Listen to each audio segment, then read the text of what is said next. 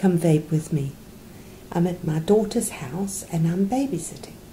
And my grandchildren and I have just had a wonderful discussion ranging from history, geology, to poetry they've written, and talking about relatives and grandmothers and all sorts of things.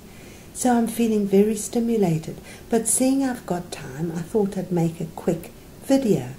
And mainly it's about health, because my daughter's very interested in health. She is healthy as far as I can see. But when you are younger and you're in your 30s and 40s, you know a lot about health. You know how to be healthy. But of course you're only healthy because of your youth. And I'm looking at a book here written by a young person. And it's all about being healthy. Well, it's all right when you're young. You are healthy. So you can write tomes and epistles on your ideas of what to eat and what to do to be healthy. But I would be most interested in a book written by a 94-year-old on how they remained healthy. And I feel you can eat what you like virtually, but your mind has to be healthy. If you feel young in your head, so do all the cells of your body. That's just the way I think. If you do something that brings you pleasure, then every cell of your body feels pleasure. And it says to itself, "Eee, I'm feeling well. I'm feeling healthy. I will be well. I will be healthy." The 94-year-olds I know have got some kind of inner light and inner enthusiasm for living and excitement and interest in everything. They don't seem to get blocked and clogged down by crusts of old thought and old habit patterns. They're always trying something new. My oldest student, learning computers, learning laptops, is turning 95.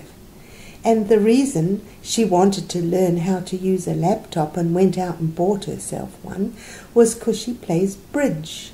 And she wanted to see the bridge results off the internet on a Wednesday morning. Well, she did. And she is being made vast by using a computer. Because when you get older, your body starts closing down, and so does your mind on many occasions. So that if you've got any way of keeping your mind bright and clear and new, I think it reflects into the body. I feel that is one of the important aspects to longevity. Who wants to live forever if your body's not working properly? So in this society we seem so fearful of death.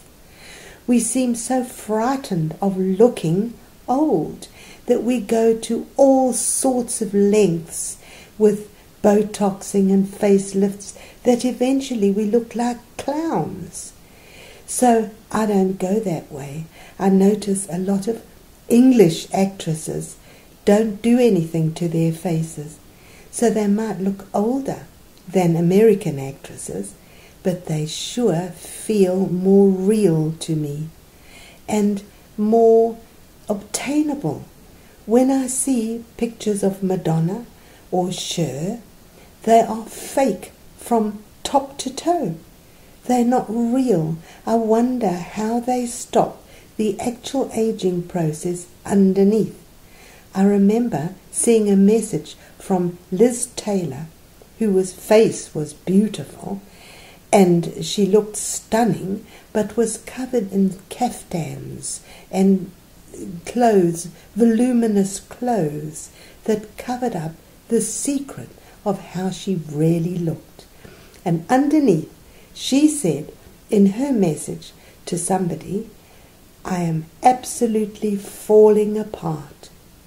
So there is no way to stop the ravages of time, excepting by thinking young, doing young, trying new things, going new places, bungee jumping, flying aeroplanes, doing something that's stimulating and challenging.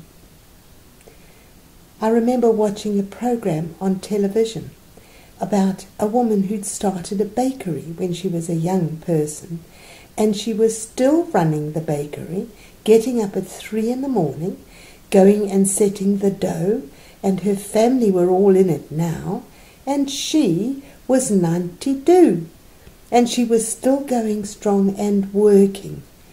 So the people who are reaching wonderful old age healthily, really, sometimes their bodies aren't so healthy, but their lives are, because their lives are full and nurturing and inspiring to those of us coming along behind.